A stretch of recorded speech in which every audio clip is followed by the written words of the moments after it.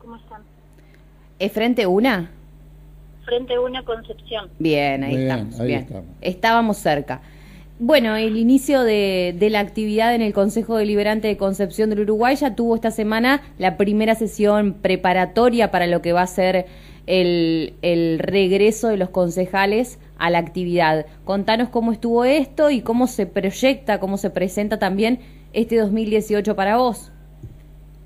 Sí, bueno, en la sesión preparatoria en realidad es una cuestión que pide la ley, sobre todo para reafirmar las comisiones, los concejales que van a integrarlas, los concejales que van a presidirlas, así que son cuestiones más bien formales que hacen al funcionamiento del Consejo Deliberante.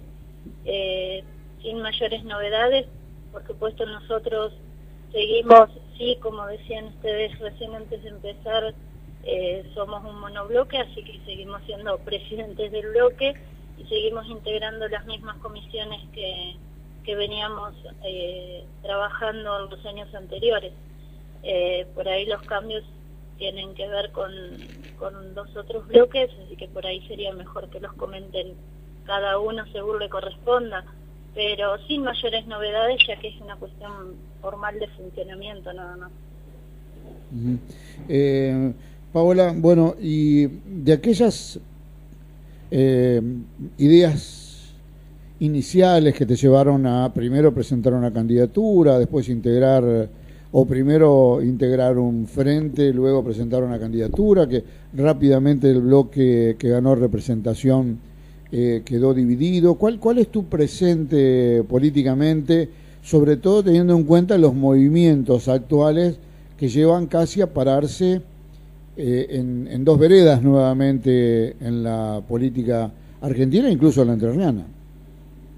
Sí, bueno, en cuanto a lo que vos decís, el frente sigue siendo, digamos, el Frente Entrerriano Federal, que está presidido por Jorge Pedro Busti, y nosotros seguimos estando en esa línea. Si bien, por supuesto, el peronismo, en vistas de las últimas elecciones y de las próximas, está trabajando para integrarse y volver a funcionar como uno solo, estamos, por supuesto, trabajando en esa línea, siempre cerca del peronismo, que es lo que nos representa.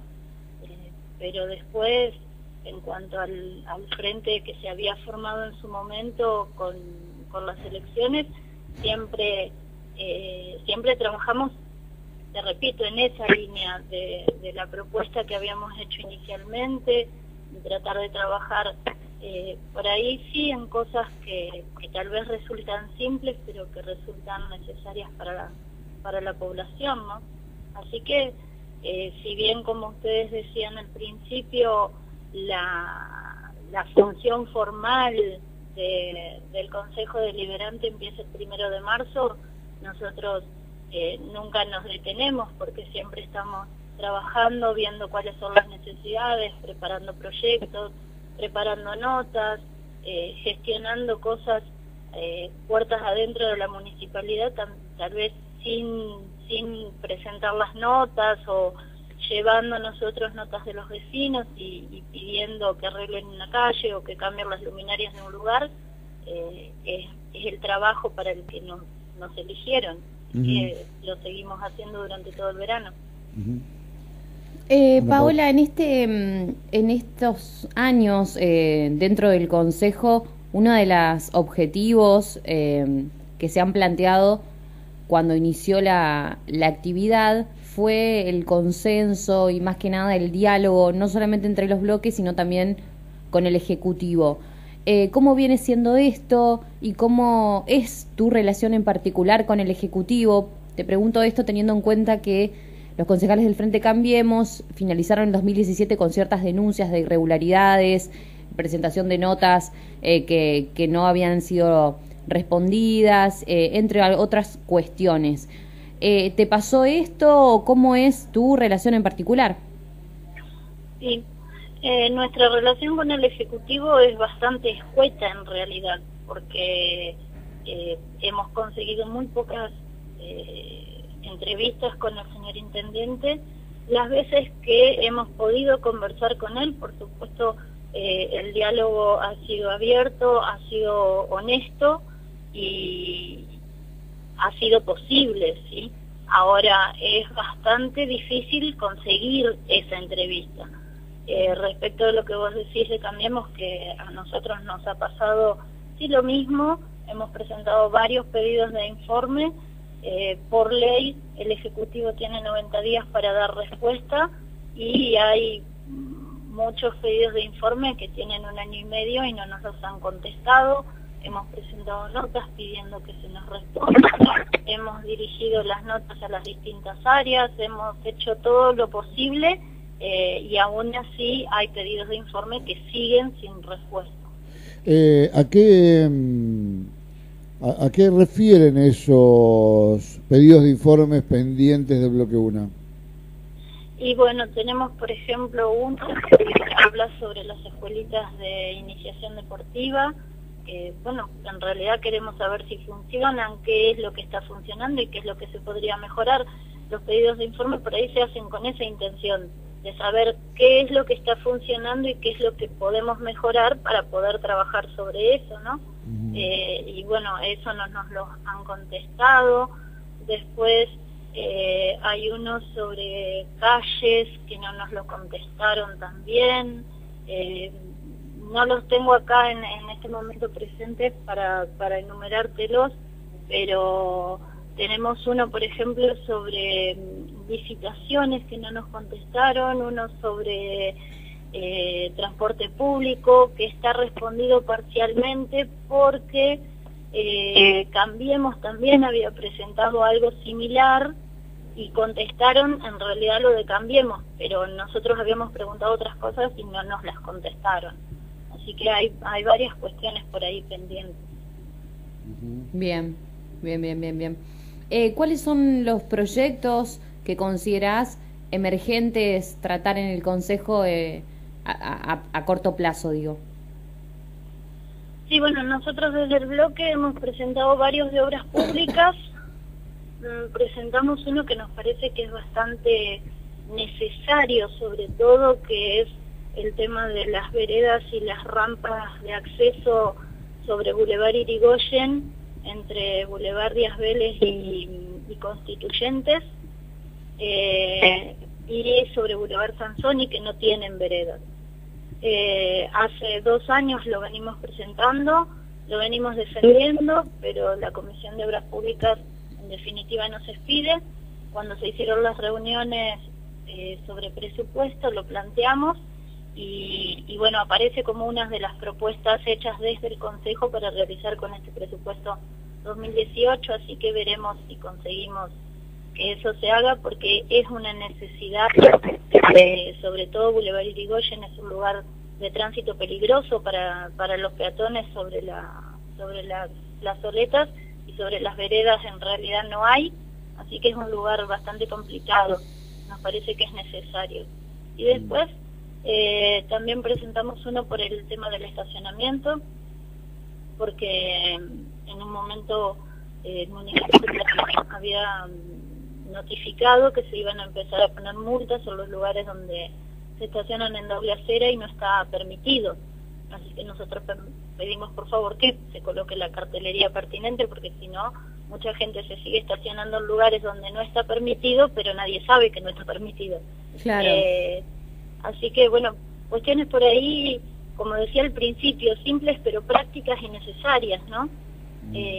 Creo que en cuanto a obra pública hacen falta varias cuestiones que hacen al funcionamiento de todos los días de la ciudad. Bien.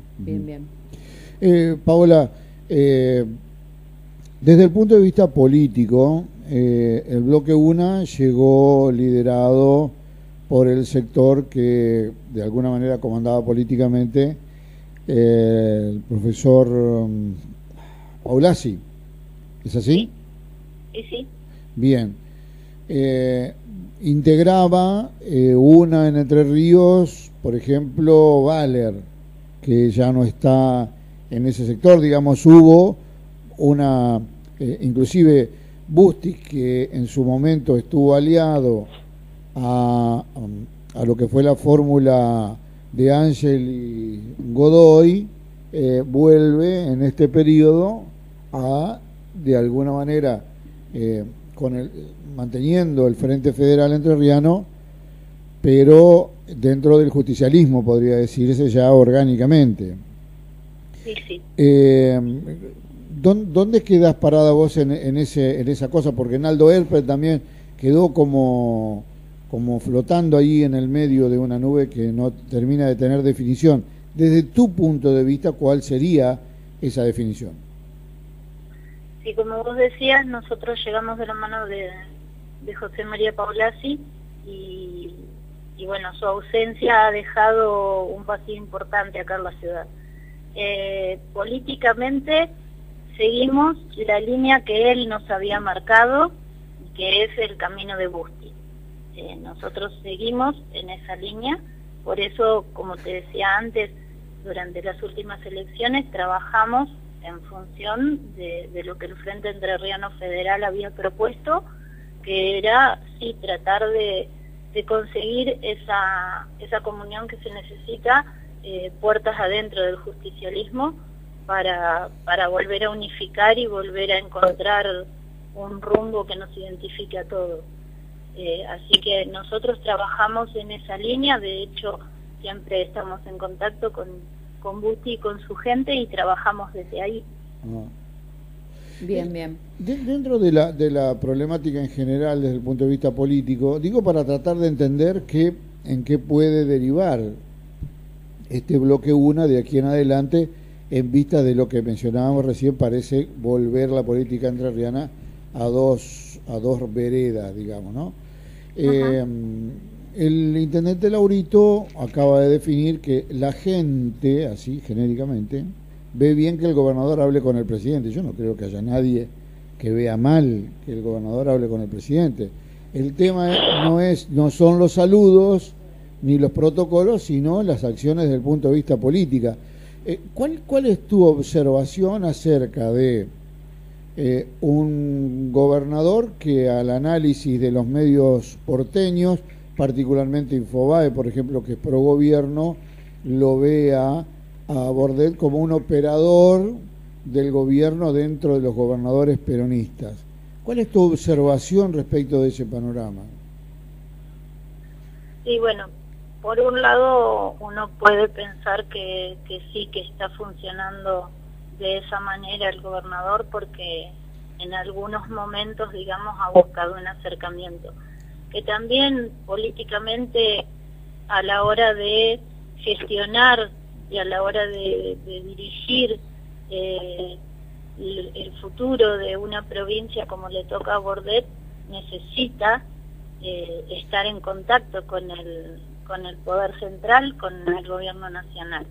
Así que por un lado es comprensible y es necesario, porque si se rompen las vías de comunicación, la provincia que terminaría quedando aislada. No, me parece que no es la manera. Pero eso implica... Por ahí hay cuestiones que sí, desde mi punto de vista, no son para que un gobierno peronista apoye en cuanto a políticas que el gobierno nacional ha intentado y sigue intentando implementar. Así que, bueno, supongo que el gobernador tendrá sus razones para apoyar las políticas que apoya, ¿no? Pero creo sí que por ahí tendríamos que ser un poquito más críticos. Claro, digamos, políticamente hacer notar la diferencia, digamos, que no parezca todo lo mismo.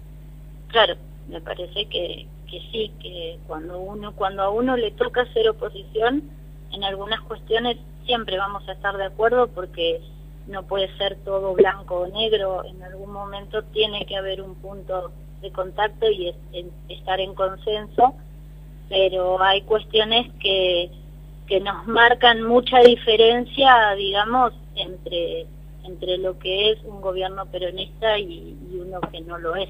Sí, bueno, los resultados de la última elección legislativa, digamos, dio por tierra con todos con todos los presuntos opositores que se parecieron al gobierno, ¿no? En cambio, en aquellos lugares donde hubo una oposición más firme, cosecharon mejores resultados. Sí, creo que la campaña en algunos aspectos estuvo mal encarada, entonces al centrarse tanto en la pelea y tanto en tratar de demostrar lo que el otro hacía mal, dijimos muy poco de lo que nosotros podíamos hacer bien. Así que creo que una de las falencias más importantes de la campaña del peronismo fue esa, por ahí el no haber conseguido mostrar o el no haber conseguido enseñarle, digo, desde el mostrar, ¿no? Desde el decirle a la gente lo que podía cambiar y lo que podía hacer de diferente en cuanto a la propuesta que el gobierno nacional, si bien no decía abiertamente, estaba en evidencia que eran políticas que se iban a implementar si ganaban las legislativas. De hecho, así fue. Bien, Paola, no sé, Ana, Paula, si tenés alguna pregunta. No, simplemente, bueno, seguiremos de cerca la actividad en el Consejo y ese efecto contralor que ustedes dicen desde la oposición llevar adelante. Así que muchas gracias. No, muchas gracias a ustedes por brindarnos el espacio para decirle a la población que seguimos trabajando por el bien de la ciudad. Bien.